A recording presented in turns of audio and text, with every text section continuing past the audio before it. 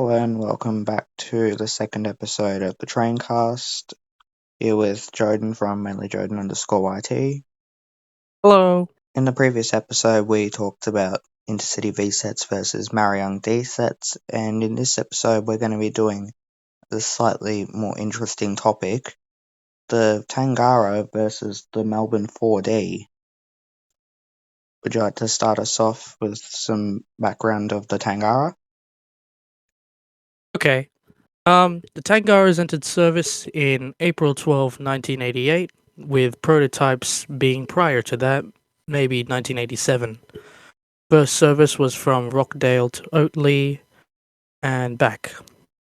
The set was T20, 4-car set, the first Tangara to enter service, with its consist being D6101, N5101, N5102, and D6102. There are 111 Tangaras. Let's start off with the sets. So T1 to T54, T55 and T56 do not exist. T57 to T65. We go from T67, as T66 did not exist, to T81. T82 was also not existent. So we go from T83 to T88. And then T88 to T99. And then we go to the XG sets, so T100 to T110. And then T111 to T120 were non-existent. Then T121, T122, and then T125 to T130.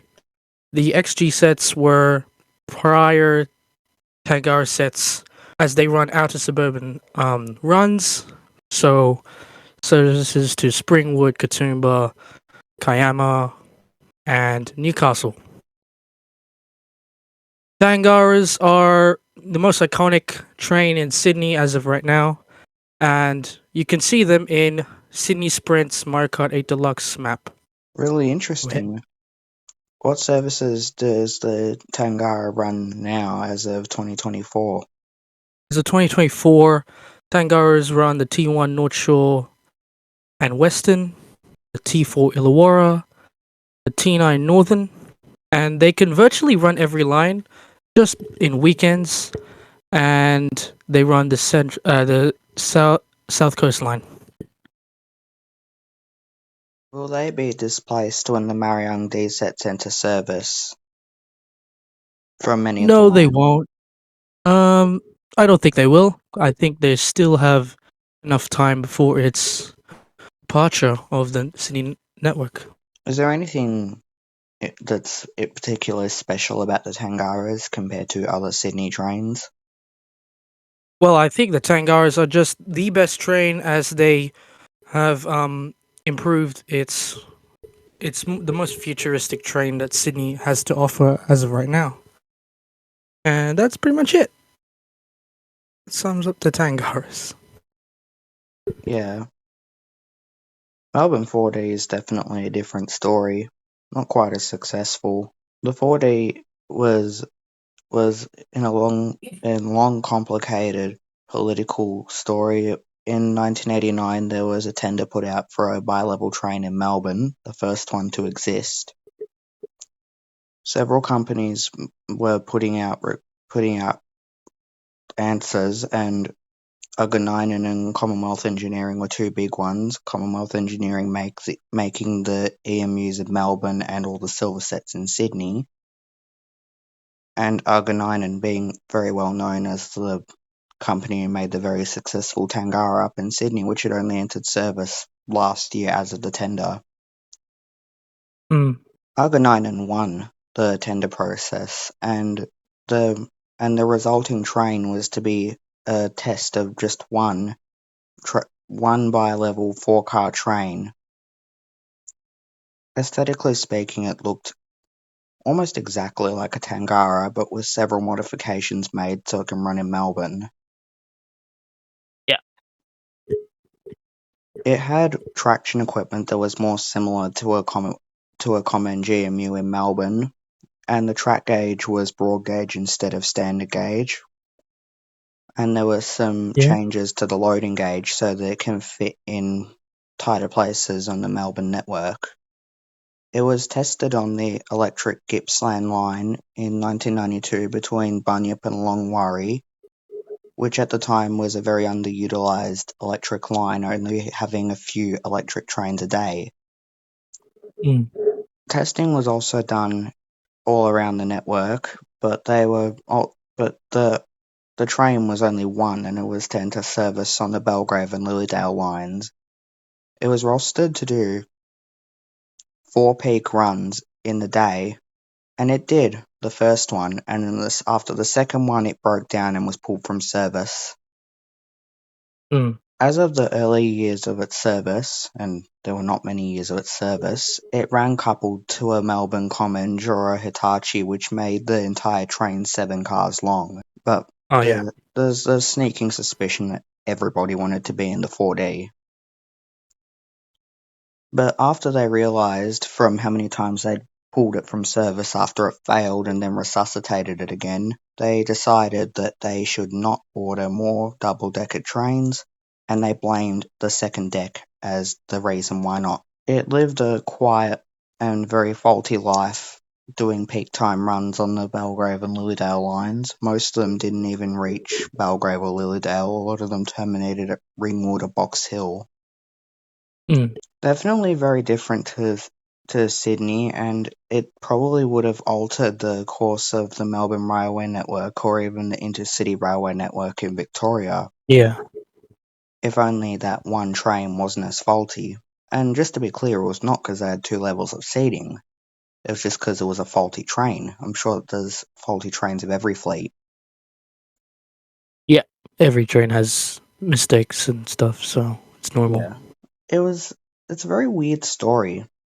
People loved it for it being pretty much a Melbourne Tangara, but not exactly.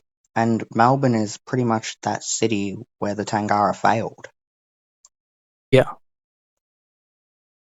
At least cosmetically, it mostly did not have a livery except for a green and yellow met color strip between the 2 decks, and it said development train on it, because it Yeah. was still a prototype. And they Mm. probably should have tested it more in different places. So that way Yeah, those because I think it would have worked. Yeah. Yeah, but the other thing is that Victoria was in a financial crisis as this was happening. A Mm. lot of there was a lot of conservative people who did not really want to make large orders of trains, because at that time trains in Melbourne were seen as nothing more than a tool to bring commuters to work in their office towers. Mhm. Melbourne was not seen as somewhere to have fun. It was just a utilitarian purpose and nothing else. And the It's a train, work city, basically. The work city. You're that there for city, work. that city that you took the train to at work, you did what you needed to do, and then you took the Yeah. train the hell out. There was no other reason to ever be there. Yeah. Just get to work and then come back. Yeah, very different to Sydney, especially with the TOD. Because Yeah. in Sydney, you'd actually want to go to the shopping centre and town hall. You'd actually want to go to Yeah. Circular Quay. Yeah. Because they got all the good stuff there. All the good stuff in Sydney. Probably the best harbour in the world. And they got probably the Mm. best network of ferries in Australia. Yeah. Yeah. And there are Tangaras that stop at Circular Quay, I think. Yeah, but mostly weekends. Mostly weekends. Definitely Yeah. very interesting how they run different fleets based on day of the week. Yeah, I think it's should be like that. I mean, other places just don't really care what trains they get. It's just need to get to work and stuff. So that's basically what commuting is. The thing is that railways serve a purpose far beyond commuting. People will take the Yeah. train just a few stops to see their mate. Like if they live in Rockdale, they might want to go to Carlton to see someone. or they might just want to go there local. They might want to go to the shopping centre if they live in Chester Hill. They want to go to Lidcombe. Yeah. And yes, there are definitely those people who live in Windsor and need to go to Central. Yeah, because it's a bit hard for driving. Right, did Tangaras even go to Windsor? Not anymore. After the 2017 timetable change, not anymore. But they did for industrial action back in 2020 and 2021. Definitely something that should be filmed. Yeah. I think there are some videos there, but yeah. Yeah. Back to the Tangaras versus the 4D. I would say since the 4D was withdrawn, what was better at the time? Disregarding all of the breaking down and being faulty and crap train. On the inside, they looked pretty much the same. Yeah. The Melbourne Commons actually had weaker traction motors, weaker braking, weaker weaker or equal pretty much everything, and it was narrower. Oh, the So gauge. no, the track gauge was wider. Oh, In fact, the in traction. That's what I meant to say. the traction was weaker, the Yeah. acceleration and braking was slower. So technically Mm. speaking, Tangara win every day. Yeah. They're still in operation, so Yeah. it kind of makes sense. Would say about the TTU, probably should have happened a long time ago. Yeah. I mean, our oldest trains in electric service, the Commengers, had their massive refurbishments in the year 2000. New PIDs and there was several other upgrades like new seat fabrics, handrails, and windows were I cut mean, in the I think it was like the biggest year of Earth at the time because 2000 is the new millennium, and that's where you should start upgrading stuff. So, kind of makes sense for that to happen. we were still waiting for the M sets. Yeah. And the M sets should have been there, and the M set doors on the Tangaras were installed in 2014. Yeah. So that's 10 years ago, I will say that and they're still even doing good. even the door chime is iconic on the Tangara. Almost everything Yeah. is, especially the curved windows on the upper deck. Yeah, I think that's what makes it futuristic. Futuristic for a train that entered service in 1988 and has no PID. 1988. Yeah. I think that's the only one flaw. I mean, there's a couple of flaws, but one of the major ones being a non-working destination PID, and another thing is the seating. Only 20 Tangara sets have reversible seating, and it's only the XG sets. So yeah, Yeah, to be fair, it was kind of a much greater need for that on those G sets because they were. If you're traveling for if you're traveling for over an hour from Wonderbine to Central, you want to face the direction of travel. yeah, I'm actually not sure if the 4D had reversible seats, but being Victoria, I'm just going to assume that they didn't. they didn't. I would assume because Melbourne just doesn't like their reversible seating.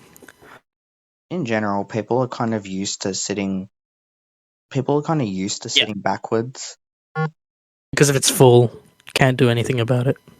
Yeah, it was definitely something that probably a very small oversight that they should have resolved in the 1950s or even the 70s when the Harris and Hitachi trains entered service. Yeah, Yeah, but Tangaras just really took off. They were a whole new thing because at that time there was C sets, K sets, S sets, V sets. Red Rattlers were still Yeah, in F sets. service. Even F sets were still in service in the Yeah, late and like 80s. only for like only like 2 to 5 years at the time. So Down in Victoria, we withdrew our Red Rattlers just 4 years before your Tangara, entered service. just before it entered service. 4 years. Mm. Yeah, the Bloody prototype of the Tangaras was like it looked like a C set. However, the front was just weird, and the now it's like so much different and a lot better than the yeah. prototype itself. Was that meant? Did they still want that to be a futuristic thing, or did they only really come up with that marketing scheme after I think it was someone just a marketing scheme.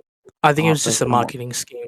after Yeah. someone probably a stakeholder or just someone said, "Mate, that looks like an octopus design that." Yeah. I think it's just a marketing scheme. Yeah, but definitely took off big time. Tangara is a Yeah. Tangara is an international beacon. Nothing says Sydney more than the Harbour Bridge with a Tangara going Range with the over it Tangara. Yeah. and the Opera House. That's what that's what Sydney Sprint in Mario Kart 8 Deluxe shows. Literally a Tangara. The only thing of that, the And Tangara is 2 carriages in Mario Kart 8 Deluxe, not 4. I yeah, think but the developers don't the want it toads 4. stick out of it like it's a miniature railway, and then they throw coins at Yeah. you. Yeah, the Toad is the driver throwing coins out of the train. Yeah, very interesting that Nintendo of Australia actually bothered to recognise that. Do you know where Nintendo of Australia is based? Mm. Scoresby in Melbourne. Melbourne, yeah. Yeah, but you don't see anybody sticking out of a 4D. It was probably everyone when they're like, "Holy crap, this thing looks like a rip off of Sydney's." Looks like a rip-off of Sydney's. Yeah, but the problem is I that Jeff Kennett decided to go to the $2 shop when he was ordering his train. mean, fair enough. But this episode could end here. Tangara versus 4D. Tangara wins. Yep. The By a by a big very gap, very long shot. by landslide. Yeah, They a were pretty much landslide just they were the is same train, but one was better and one was one customized way performed too better. much to fit a Yeah. city that it was not designed for. If Yeah. Comminge won that tender process, we would have had something that was a You would have cross had between probably something a cross between a Tangara and a V set. Mm. Or probably just something that was distinctly Melbourne, but it would have altered the course of the railway network permanently. But to be Yeah, fair, there probably would be no metro tunnel opening probably once that not. eventually opens. But the Yeah, metro and the thing tunnel, is, Sydney wants to get more Tangaras and Tangara 2.0. either 2.0, and we have no idea what it's gonna look like. We only just got a Here's the photo of an question: actual Tangara with stuff. are they just going to say it's a Tangara and then release an updated Waratah, or is it going to be like a real Tangara, I hope it's a real Tangara that's slightly more upgraded. But reversible seat? at this rate, at this rate, it's probably just gonna be a Warta upgrade. But my Neat. hope is I want it to be um, a Tangara model, but a lot better. But it's a Warta. I'm still happy because we still got more Tangaras. So There's at yeah, least one person out there who decided that they wanted a 100% Waratah fleet. yep, Probably, definitely won't happen. At least in Melbourne, there's no way on earth that the suburban network will be unified under one fleet. But with the intercity and regional network, it's coming pretty close to having only one fleet that runs. G-sets would have been really good if there were more of them. It was a Tangara with yeah. I mean, like reversible seats and bathrooms. yeah. The thing is, As of right now, the Oscars performed better than the G sets. However, I disagree with that. But the thing is, Oscars aren't, so bad. I mean, the only thing is the seats aren't as comfortable as the G sets. But that's basically it. I mean, G sets and Oscars, they're roughly the same, but upgraded G sets. So, Yeah. yeah. There's no Victorian equivalent to the G sets because there was just never there just never It was. didn't I mean, perform well. Yeah. the Tangara here was literally less powerful. The actual traction motors, the acceleration was slower and the braking was slower. It was way. Yeah. Problem was that it's a train much heavier than we're used to, Mm. and a lot of Melbourne trains are used to much faster dwell times, more like the metro. Yeah. I think that's pretty much it. Yep. Well, Tangara won Hmm. by a lot. That's right. Do you want to do an outro? Let's do it. Thank you guys for watching Train Cast episode number 2. Subscribe to both our channels. I mainly Joe_YT, and subscribe to Meltdown. Do it. Oh, hit the bell on both channels so you will be notified when we make our next video. Until next time. See you in the next one.